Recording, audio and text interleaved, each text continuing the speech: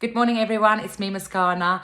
This morning, I took my toddler to a play group where he's never been to before. So there was different children, different sounds, different colors, different activities, things he's never experienced before. And sometimes when he gets quite anxious, he just goes to his little bunny and he puts it under his nose. I don't know if it's for the smell or is it for the feeling of it. So I thought I just want to touch base on sensory overload. Sensory overload is for children who have not learned how to block out certain information and process certain information taken in by the senses.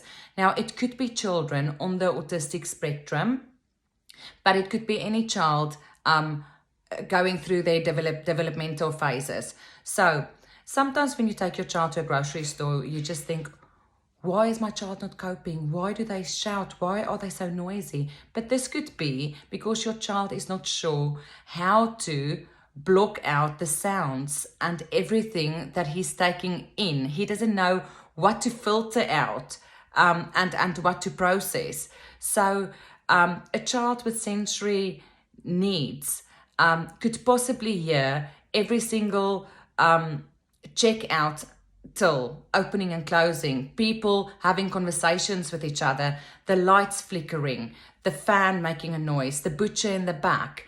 They can smell the fish bar. And it's just all too much. They can hear the trolley, the wheels squeaking on the trolleys. And it's things that we can naturally process. But children who's not used to those experiences needs to learn to process different sounds and smells and things that they hear. So what parents can do is, if you know your child is struggling with sensory processing, if you do go to a grocery store, you can use ear defenders, take that with. Maybe your child likes to narrow his focus onto something like a reading book. If your child is into reading, that helps them to block everything else out. And you will be surprised that if a child is actually, if that's their go-to thing that they do to help them, if they love reading, they can hear all the other conversations going on, but they can hear what they need to hear. Because that focus, narrowing their focus, is helping them to block out all of the information they shouldn't hear.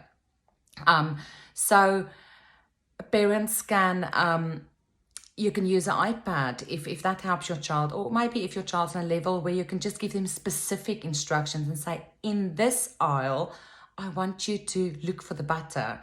And then they know they can narrow their focus on the one thing they're looking for, and looking for that one thing helps them to block out all of the different noises and smells and conversations and everything else that they can hear. So that's for parents. Again, the more experiences that we give to children, the more they learn to process different sounds and smells and noises.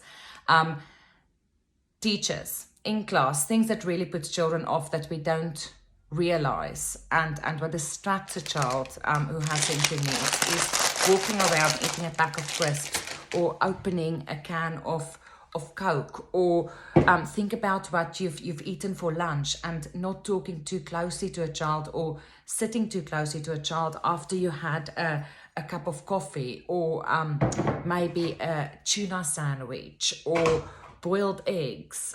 Please don't open your lunchbox with boiled eggs in the class. This will set children off if they have sensory processing issues. So what I want to say to teachers, something you can do if you see a child is getting fidgety, dim the lights, maybe have a few minutes of just silence in the class. Silence is golden. A quiet activity just to help that child to balance himself again, and to reduce the anxieties. What I've found helped was if I've noticed that some children start to get quite fidgety if they need to look at the interactive whiteboard because it's so broad. And a child with sensory processing needs might not be able to block out someone sitting in one corner sharpening a pencil, or someone who constantly gets up to throw something in the bin. So what I tend to do, if I know a child has got sensory needs, I will make sure they have a fidget to keep their fingers busy while they look at me, or maybe give them an activity at their table, and then later on come and explain the input to them. So there are different strategies to use. I don't want to go into it. I just wanted people to be alert today about sensory overload. I'm not a doctor. I'm not an occupational therapist. I'm just a teacher, and I'm just talking from my experience. So think about all of the your classrooms and the setups in the classrooms, and parents at home, the different activities you do with your children and the different environments that you are introducing to them. Just always remember, it might not be your child just being naughty. There could be a reason why your child is just not coping in that environment. Okay, bye.